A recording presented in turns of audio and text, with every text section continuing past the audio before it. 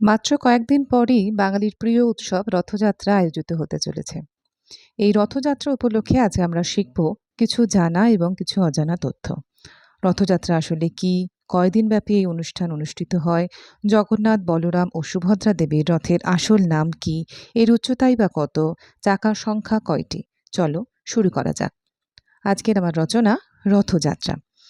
আষাঢ় মাসে আয়োজিত হিন্দু সম্প্রদায়ের অন্যতম প্রধান উৎসব হল রথযাত্রা। পরের পয়েন্ট, ভারতের সর্বাধিক প্রসিদ্ধ রথযাত্রা ভারতের সর্বাধিক প্রসিদ্ধ রথযাত্রা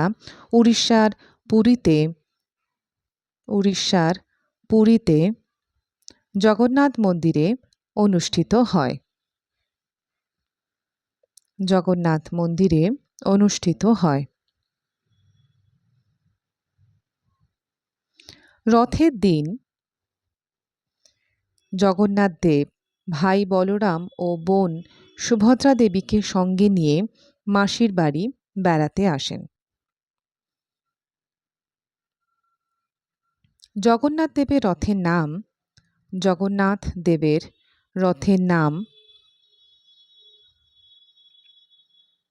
নন্দীঘোষ। জগন্নাথ দেবের রথের নাম নন্দীঘোষ। এর উচ্চতা ৪৫ ফুট।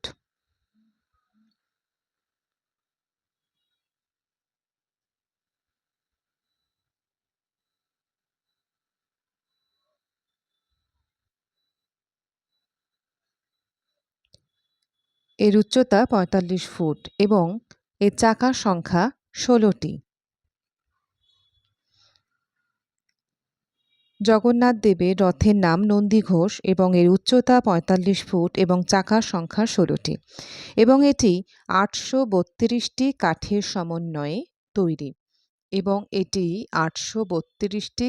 সমন্বয়ে তৈরি। বলভদ্রের রথের নাম তালধ্বজ। এর উচ্চতা ৪৪ ফুট। এর চাকার সংখ্যা ১৪টি এবং ৭৬৩টি কাঠের সমন্বয়ে এটি তৈরি। ৭৬৩টি কাঠের সমন্বয়ে এটি তৈরি হয়। সুভদ্রার রথের নাম দর্পদলন। সুভদ্রার রথের নাম দর্পদলন আর এর উচ্চতা ৪৩ ফুট এবং চাকার সংখ্যা ১২টি।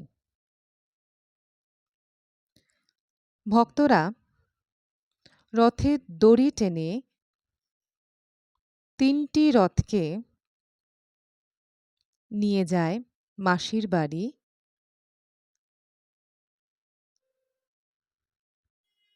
গুন্ডিচা মন্দিরে।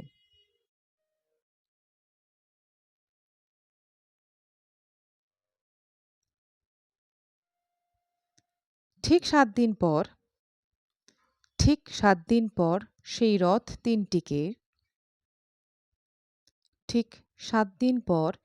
রথ তিনটিকে ভক্তরা মাসির বাড়ি থেকে টেনে মূল মন্দিরে নিয়ে আসেন। মাসির বাড়ি থেকে টেনে মূল মন্দিরে নিয়ে আসেন, যাকে আমরা উল্টো রথ বলে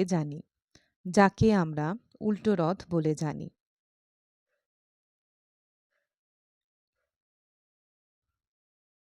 এই রথযাত্রায় ৭ দিন ধরে চলে রথের মেলা। এই রথযাত্রায়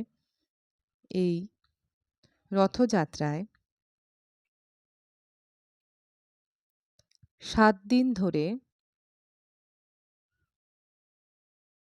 রথের মেলা বসে।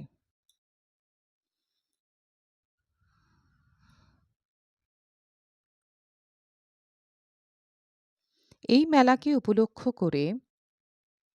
মেলাকে উপলক্ষ করে নানা রকম খাবার-দাবার ও অত্যাধুনিক জিনিসপত্রের দোকান বসে। অত্যাধুনিক জিনিসপত্রের দোকান বসে।